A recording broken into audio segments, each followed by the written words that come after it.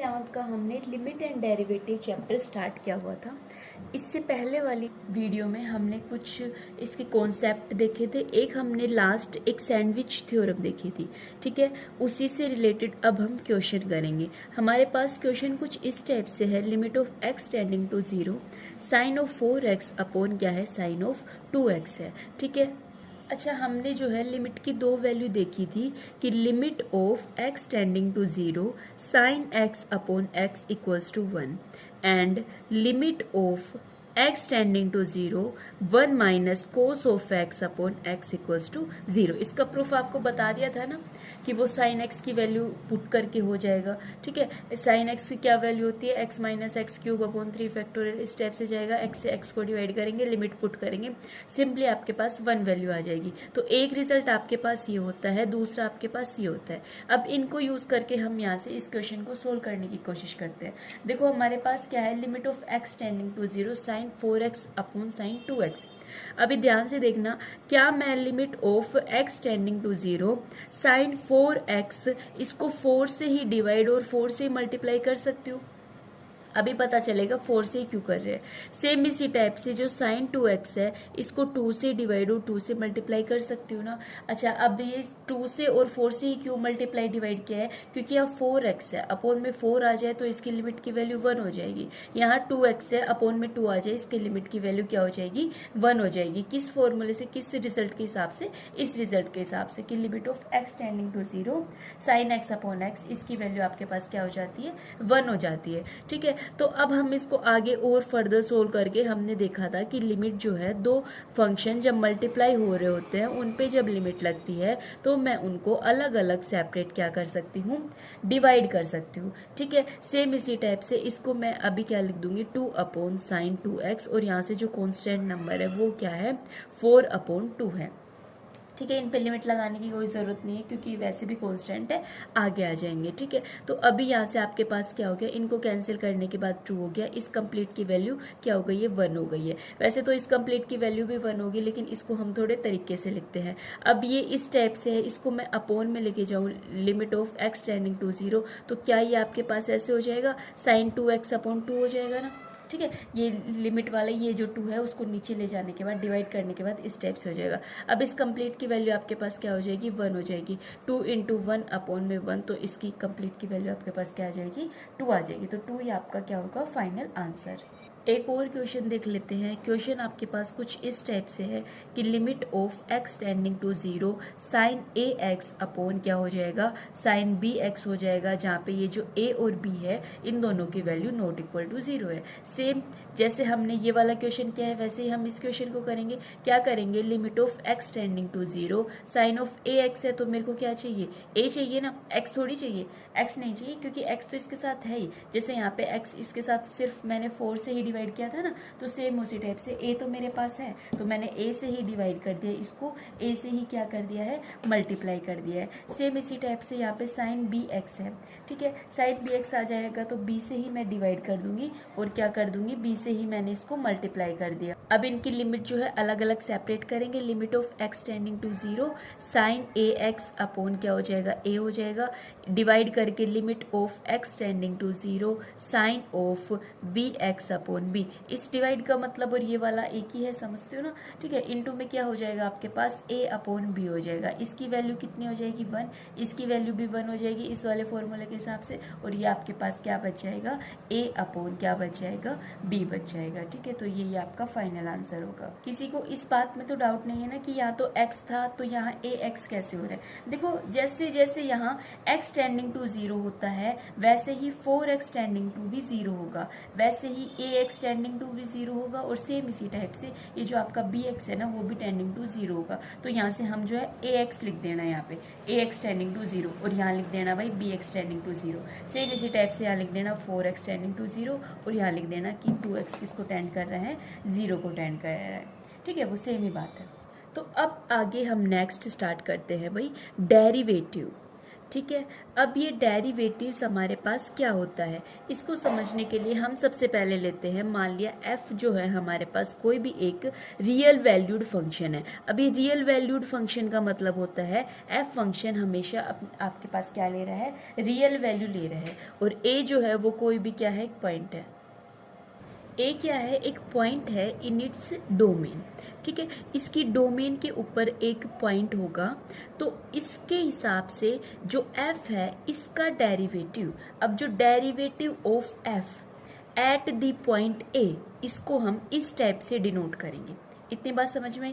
इसका फॉर्मूला क्या होता है, limit of h tending to 0 f of a plus h minus f of a upon क्या हो जाएगा, एच हो जाएगा, ठीक है। जैसे ए बी सी होते हैं उसी टाइप से एच है, तो ज़्यादा इसमें कंफ्यूज होने की जरूरत नहीं है, ठीक है। ए क्या है, कोई भी एक पॉइंट है, उसकी डोमेन के ऊपर limit of h tending to 0 f of a plus h minus f of a upon क्या हो जाएगा, एच हो जाएगा। एक इसी के साथ हम इसका एग्जाम्पल देख लेते हैं। एग्जाम्पल कहता है कि डेरिवेटिव आपको फाइंड करना है, डेरिवेटिव तो क्या करना है, आपको फाइंड करना है कौन से पॉइंट पे, x इक्वल टू 2 पॉइंट पे, जहां पे जो आपका फंक्शन है ना f ऑफ x, उसकी वैल्यू कितनी हो जाएगी, उसकी वैल्यू गिवन है 3x है, ठीक है। तो सेम हम अपना फॉर्मूला अप्लाई करते हैं, f डैश a, a की वैल्यू कितनी है हमारी, a की वैल्यू, ठीक है, ध्यान रखना, एट x इक्वल्स टू 2 पे, ठीक है। a की वैल्यू हमारी कितनी है यहाँ पे, 2 हो जाएगी, equals to limit of h tending to 0 f of a की जगह क्या हो जाएगा, 2 plus h minus f of 2 upon क्या हो जाएगा, h हो जाएगा। अब देखो जब f ऑफ x की वैल्यू 3x है, तो यहाँ से मेरे को बताइए f ऑफ 2 प्लस एच की वैल्यू क्या आ जाएगी, 3 इंटू 2 प्लस एच आ जाएगी ना, ठीक है। सेम इसी टाइप से f ऑफ 2 की वैल्यू क्या आ जाएगी, 3 इंटू 2 इक्वल टू 6। समझ रहे हो ना, जहां जहां x है, जहां जहां x है वहां वहां मैं क्या कर रही हूँ, ये वैल्यू पुट कर रही हूँ। अब जो है आप इनकी सबकी वैल्यू पुट करेंगे, वैल्यू पुट करने के बाद आपके पास क्या आ जाएगा, f ऑफ 2 प्लस एच की वैल्यू क्या आ जाएगी, यहाँ से 3 into 2 plus h minus 6 upon क्या हो जाएगा, h हो जाएगा, ठीक है। अभी देखना limit of h tending to 0, ये हो जाएगा आपके पास 6 plus 3h minus 6 upon h हो जाएगा, 6 से 6 कैंसिल हो जाएगा, आपके पास बच गया limit of h tending to 0 3h upon h, h से h कैंसिल हो जाएगा, फाइनल आंसर कितना हो जाएगा, 3। सेम इसी टाइप से यदि आपको फाइंड करना हो कि डेरिवेटिव फाइंड करना है, साइन एक्स का डेरिवेटिव फाइंड करना है, मतलब फंक्शन की वैल्यू आपके पास साइन एक्स है और किसके ऊपर फाइंड करना है, एट एक्स इक्वल्स टू 0 पे फाइंड करना है, मतलब ए की वैल्यू आपके पास 0 आ गई है, तो एफ डैश 0 की वैल्यू निकालूंगी, किसके इक्वल हो जाएगी, limit of h tending to 0 f of a plus h minus f of a upon हो जाएगा एच। ए की वैल्यू 0 है, इस वजह से मैंने क्या लिख दिया है, 0 लिख दिया। Limit of h tending to 0 f of 0 plus h की वैल्यू क्या हो जाएगी, साइन ऑफ 0 प्लस एच, तो सेम वही मैं लिखती हूँ, ठीक है। एफ ऑफ 0 का मतलब है साइन ऑफ 0 अपॉन हो जाएगा क्या, एच हो जाएगा, तो यहाँ से ये हो जाएगा limit of h tending to 0 sine of h minus sine of 0 की वैल्यू 0 हो जाएगी। अब ये देखना ये किसका फॉर्मूला होता है, limit of x tending to 0 sine x upon x, इसकी लिमिट की वैल्यू क्या होती है, 1 होती है, अभी थोड़ी देर पहले देखा था ना। अब डेरिवेटिव की हम जो है सेकंड डेफिनेशन भी देखते हैं, ठीक है। अब सेकंड डेफिनेशन आपके पास क्या कहती है, सेम उसी टाइप से सपोज कर लेते हैं कि जो आपके पास है ना, f क्या है, एक रियल वैल्यूड फंक्शन है, ठीक है।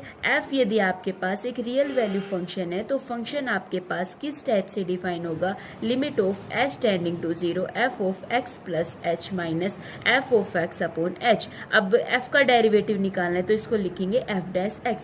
अब यदि किसी को इसमें डिफरेंस नहीं पता चल रहा हो कि क्या डिफरेंस है इस फॉर्मूले में और उस फॉर्मूले में, ठीक है, उस वाले में यहाँ पे x की जगह क्या होता था, a होता था, f dash a equal to limit of h tending to 0 f of a plus h minus f of a upon क्या होता था, h होता था, ठीक है। अब जो ये वाला फॉर्मूला है इसको हम किस नाम से भी जानते हैं, first principle of the derivative के नाम से भी जानते हैं। क्या होता है ये, फर्स्ट प्रिंसिपल ऑफ क्या है, डेरिवेटिव। तो यदि आपके पास पास क्वेश्चन में बोल देना कि आपको ये फर्स्ट प्रिंसिपल ऑफ डेरिवेटिव से फाइंड करना है, तो उस टाइम आप यही वाला फॉर्मूला क्या करोगे, अप्लाई करोगे। अभी इसका भी हम एक एग्जांपल देख लेते हैं कि कहाँ ये क्वेश्चन यूज होता है।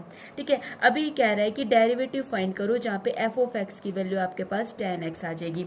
देखो ए की कोई भी वैल्यू यहाँ गिवन नहीं है, तो अब इस केस में हम कैसे फाइंड करेंगे। इस केस में हम ये वाला फर्स्ट प्रिंसिपल ऑफ डेरिवेटिव वाला फॉर्मूला यूज करके limit of h tending to 0 f of x plus h, f of x plus h की वैल्यू क्या आ जाएगी, जहाँ पे एक्स है वहाँ पे क्या लिखना है, अभी एक्स प्लस एच लिखना है। ठीक है, एफ ऑफ एक्स की वैल्यू आपके पास tan x है, अपोन में ये एच चल रहा है तो एच चलने दो। ठीक है, limit of h tending to 0, इसको मल्टीप्लाई करेंगे तो ये tan x हो जाएगा प्लस tan h हो जाएगा माइनस tan x हो जाएगा, प्लस tan x से माइनस tan x जब हम कैंसिल करेंगे तो हमारे पास हो जाएगा ये tan h अपॉन h हो जाएगा, h से h कैंसिल हो जाएगा तो इसकी वैल्यू tan आ जाएगी। यही आपका क्या हो जाएगा, फाइनल आंसर हो जाएगा।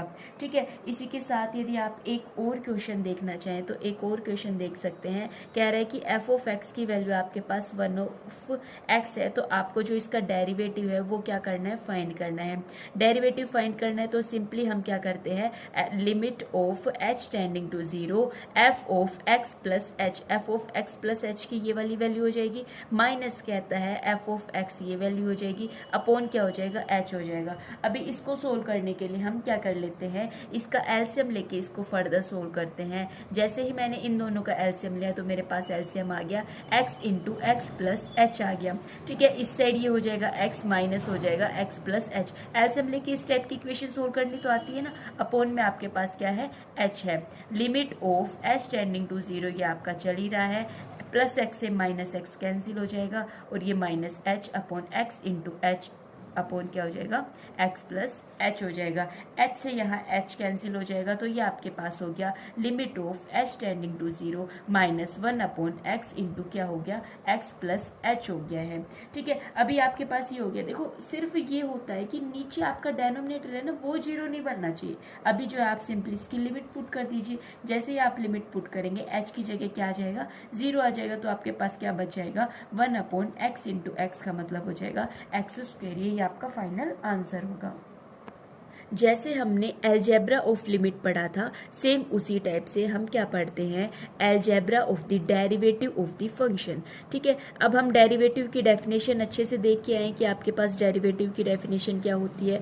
उससे पहले जो है हम लिमिट के बारे में भी अच्छे से जान चुके हैं। ठीक है ना, अभी देखना कि algebra of derivative of function के अंदर सबसे पहला हमारे पास है D by d x. Derivative को हमेशा डी बाई डी एक्स से डिनोट करते हैं, इसको क्या बोलते हैं, D by dx, derivative of x, x का डेरिवेटिव हो रहा है। ठीक है, अब यहाँ पे फंक्शन आपके पास क्या हो गया, f ऑफ x हो गया। लेट कर लिया था हमने कि f और g कोई भी दो इस टाइप के फंक्शन है जिनका डेरिवेटिव जो है उनके डोमेन पे क्या कर रहा है, एग्जिस्ट कर रहा है। कुछ ना कुछ डेरिवेटिव भी तो होना चाहिए, तो इसकी वैल्यू आप कैसे कर सकते हो, इनको अलग अलग सेपरेट करके भी लिख सकते हो।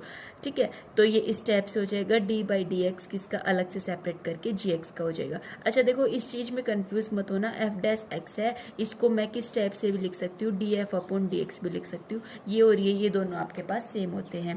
सेम इसी टाइप से यहाँ पे यदि माइनस होता तो यहाँ पे भी क्या आ जाता है, माइनस आ जाता है। अब इसका जो है एफ इंटू एक्स, मतलब ये यदि प्रोडक्ट की फॉर्म में होते हैं तो इनका डेरिवेटिव हम किस टाइप से करते हैं। अभी ये ध्यान से देख लेना बस प्रोडक्ट वाला, कि एक बार डेरिवेटिव हो रहा है किसका, एफ का डेरिवेटिव हो रहा है, जी आपके पास एज इट इज है, फिर एक बार आपका एफ का डेरिवेटिव हो, एफ एज इट इज है और किसका डेरिवेटिव हो रहा है, जी का डेरिवेटिव हो रहा है। ठीक है, पहले एक फंक्शन का डेरिवेटिव होगा, दूसरा बिल्कुल ऐसे ही रहेगा सेम। ठीक है, फिर एक बार पहले फंक्शन ऐसे ही रहेगा और दूसरे फंक्शन का क्या हो जाएगा, डेरिवेटिव हो जाएगा। सेम इसी टाइप से जो आपका जो डिवाइड वाला फॉर्मूला होता है उसको भी आप ध्यान से देखना। जैसे एफ एक्स अपॉन जी एक्स का जो फॉर्मूला होगा उस केस में क्या होगा कि पहले आपका जो नीचे वाला फंक्शन है वो एज इट इज रहेगा और डेरिवेटिव करना है आपको ऊपर वाले फंक्शन का, बीच में माइनस का साइन लगा के अभी ये वाला फंक्शन एज इट इज रहेगा और आपको डेरिवेटिव करना है नीचे वाले फंक्शन का, मतलब जी ऑफ एक्स का। अब जो भी फंक्शन आपके पास नीचे था उसका जो है आपको क्या कर देना है, होल स्क्वायर कर देना है, ठीक है। या फिर इन जनरल आप इनको किस टाइप से भी बोल सकते हो, u और v की फॉर्म में भी करके बोल सकते हो। कैसे u और v, जैसे आपको डेरिवेटिव करना है u इंटू वी, u और v आपके पास क्या है, फंक्शन है, कोई भी x के फंक्शन है, तो हम कैसे करते हैं, u function as it is और v का डेरिवेटिव को इस टाइप से डिनोट कर सकती हूँ ना, plus v function as it is, u का क्या हो जाएगा, डेरिवेटिव हो जाएगा। सेम इसी टाइप से जो आपके क्वोशंट वाला फॉर्मूला है इसको भी आप बोल सकते हो u अपॉन v, u और v क्या है, x के फंक्शन है, ये बात ध्यान रखना। यहाँ पे v function as it is u का derivative minus u function as it is v का क्या हो जाएगा, डेरिवेटिव हो जाएगा, अपॉन में आपको क्या कर देना है, v का स्क्वायर कर देना है, ठीक है। ये आपके पास डेरिवेटिव के फॉर्मूले थे। जैसे हमने लिमिट के अंदर एक और देखा था ना कि लिमिट ऑफ द पोलिनोमियल का, ठीक है, तो सेम इसी टाइप से हम कर सकते हैं डेरिवेटिव ऑफ द पोलिनोमियल। अभी ये कैसे करेंगे, हमने मान लिया कि f(x) कोई भी एक पोलिनोमियल फंक्शन है। पोलिनोमियल फंक्शन जो है हमेशा किस टाइप का होता है, a0 plus a1x plus up to the कहाँ तक है, an into x raise to the power n। अभी जो है आपको इसका डेरिवेटिव फाइंड करना है। जैसे ही आपको इसका डेरिवेटिव फाइंड करना है तो ये एडिशन की फॉर्म में ये अलग अलग सेपरेट हो जाएंगे। अलग अलग सेपरेट हो जाने के बाद पहले डेरिवेटिव आ जाएगा किसका, इस फर्स्ट फंक्शन का, फिर डेरिवेटिव हो जाएगा डी अपॉन डी एक्स। बीच में एडिशन है तो इस टाइप से चलना है, ठीक है, कंफ्यूज नहीं होना। एडिशन का तो एडिशन चलेगा, सब्ट्रैक्शन का सब्ट्रैक्शन, ठीक है। लेकिन यदि मल्टीप्लीकेशन के अंदर है तो हम इस टाइप से करते हैं, या इन दोनों से याद रख लेना, डिवीजन का इस टाइप से करते हैं, ठीक है। अभी ये हो गया सेकंड का, सेम इसी टाइप से एडिशन चल रहा है तो एडिशन चलने दो। अभी डेरिवेटिव करना है इस लास्ट फंक्शन का। अब देखो ये कांस्टेंट है, कांस्टेंट का जो डेरिवेटिव होता है वो हमेशा आपके पास क्या हो जाता है, 0 हो जाता है, ध्यान रखना, ठीक है। कोई भी कांस्टेंट नंबर है, देखो हमें x चाहिए, ठीक है, यहाँ ऊपर x होना चाहिए तो ही उसका डेरिवेटिव क्या हो जाएगा, पॉसिबल हो जाएगा। अभी यहाँ जो है आपके पास x नहीं है तो यहाँ से इसका जो डेरिवेटिव है वो क्या हो जाएगा, 0 हो जाएगा। इधर इसका डेरिवेटिव a1 हो जाएगा और यहाँ इसका डेरिवेटिव an कांस्टेंट निकल जाएगा, x की पावर नीचे n आके। अच्छा, इससे पहले मेरे को एक फॉर्मूला बताना था, ठीक है, पहले मैं वो वाला बता देती हूँ, ठीक है, फिर आपको ये समझ में आएगा कि किस टाइप से हुआ है। देखो भाई, इससे पहले ये देखना कि जो डेरिवेटिव होता है x raise to the power n का, वो होता है n into x raise to the power n minus 1, ठीक है, आया समझ में, ठीक है। ये तो रटने वाली बात हो गई, लेकिन इससे पहले भाई इसका प्रूफ भी तो देख लेते हैं। इसका प्रूफ देखेंगे, d by d x of x raise to the power n को क्या मैं x into x raise to the power n minus 1 कर सकती हूँ। अभी ये डेरिवेटिव u इंटू वी की फॉर्म में आ गया ना, तो मैं इस पे u इंटू वी वाला फॉर्मूला लगा दूं कि u function as it is derivative करना है v वाले फंक्शन का, फिर उसके बाद plus v function as it is, अब डेरिवेटिव करना है कौन से फंक्शन का, सेकंड वाले फंक्शन का, ठीक है। इतनी बात समझ में आई। अब इतनी बात समझ में आने के बाद इंडक्शन हाइपोथेसिस यूज करके, जो भाई ये आपके पास चैप्टर ना पहले होता था, अभी फिलहाल नहीं है, ठीक है, वो PMI करके वो चैप्टर होता था, ठीक है, कोई बात नहीं। अभी इसका जो है प्रूफ इस टाइप से देख लो। इसका एक और दूसरा प्रूफ होता है, मैं वो वाला आपको प्रूफ बता दूंगी, ठीक है। इधर से जो डेरिवेटिव, अरे गलत लिख दिया, ठीक है, इधर से क्या हो जाएगा, x हो जाएगा, इसका डेरिवेटिव आपके पास क्या हो जाएगा, 1 हो जाएगा। जब आप इनको फर्दर सोल्व करोगे तो आपके पास x into n into x raise to the power n minus 1 हो जाएगा। तो आ गया d बाई डी एक्स की एक्स रेज टू। अच्छा, ये यहाँ से समझ में नहीं आया, मेरे को पता है, मैं इसका दूसरा प्रूफ बता देती हूँ। ये भाई PMI की हेल्प से कर रखा है, जो आपके पास फिलहाल अभी चैप्टर नहीं है, वो कट चुका है वो चैप्टर, ठीक है, पहले होता था। अभी देखो इसका जो है दूसरा प्रूफ है, सेकंड प्रूफ, इससे शायद समझ में आ जाएगा, ये वाला आप कोशिश करना। अब सेकंड प्रूफ हम जो है इसकी जो डेफिनेशन हम पढ़ के आए हैं कि जो f डैश x है उसकी वैल्यू किसके इक्वल होती है, limit of h tending to 0 f of x plus h minus f of x upon में क्या होता है, h होता है, ठीक है। ये वाली डेफिनेशन हम अभी पढ़ के आए ना, तो यहाँ से जो है आप इस फॉर्मूले को पुट कर सकते हैं। f ऑफ x की वैल्यू यहाँ पे हम क्या मान लेते हैं, x raise to the power n, and f of x plus h की वैल्यू क्या आ जाएगी, x plus h raise to the power क्या हो जाएगी, n हो जाएगी। तो यहाँ से मैं सिंपली आगे इसको सोल्व करूँ, limit of h tending to 0 x plus h raise to the power n minus x raise to the power n upon में आपके पास क्या हो जाएगा, h हो जाएगा, ठीक है। अभी ये जो है बाइनोमियल थ्योरम की हेल्प से मैं x plus h raise to the power n फॉर्मूले को खोल सकती हूँ। बाइनोमियल थ्योरम हमारे पास क्या कहती है, x plus h raise to the power n, इसको मैं लिख सकती हूँ nc0 x की पावर n प्लस में nc1 x raise to the power n minus 1 into h plus up to the ncn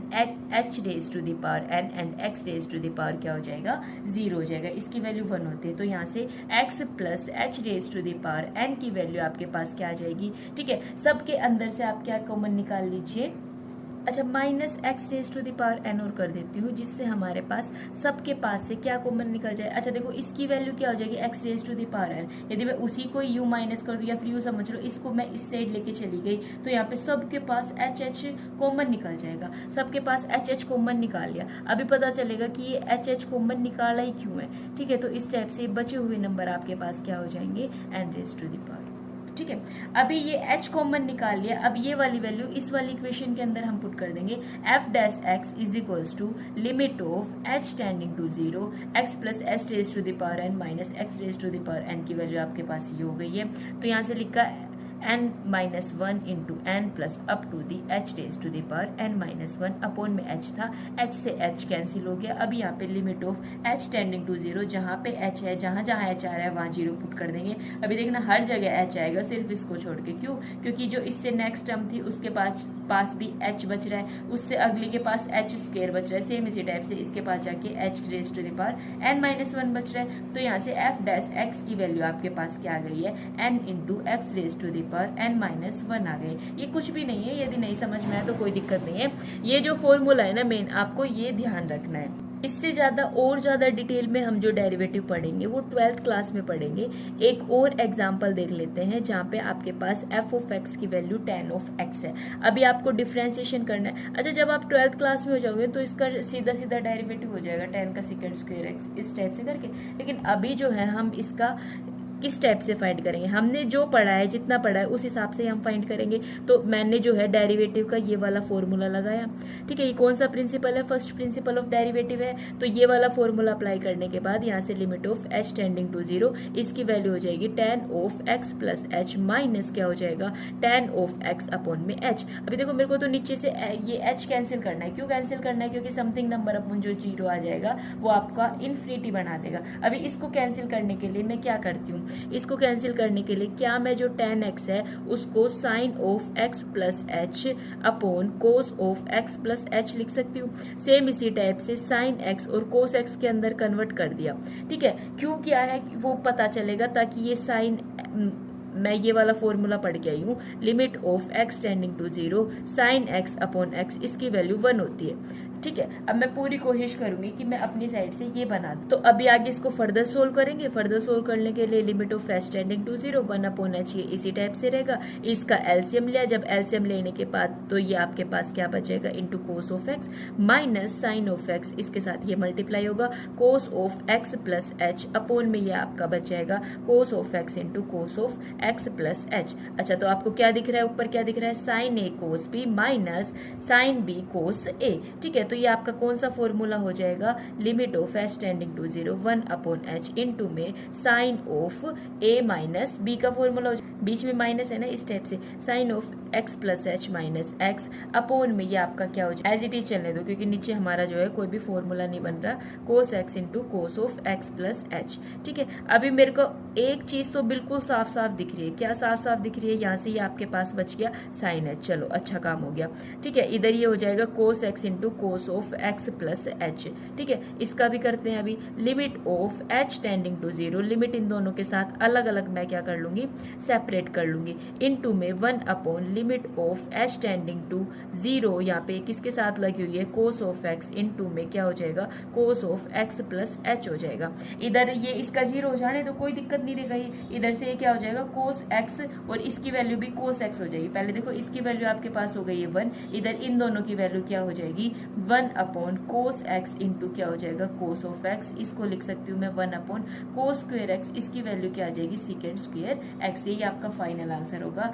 इसका मतलब है कि जो डेरिवेटिव है tan ऑफ x का वो क्या हो जाएगा सेकेंड स्क्वायर x हो जाएगा। देखो ये चीज आप अभी इसी क्लास से सीख के जाओगे और जो नेक्स्ट 12th क्लास होगी ना उसके अंदर आप जो है इन फॉर्मूले को डायरेक्ट अप्लाई कर दोगे। तो ये किस हिसाब से हुए कैसे हुए वो सब चीज आप यहाँ सीख के जाओगे। तो इस वीडियो में फिलहाल इतना ही रखते हैं। इसी के साथ जो आपका जो लिमिट एंड डेरिवेटिव चैप्टर है वो कंप्लीट हो गया है। नेक्स्ट वीडियो में नेक्स्ट चैप्टर करते हैं। राधे राधे।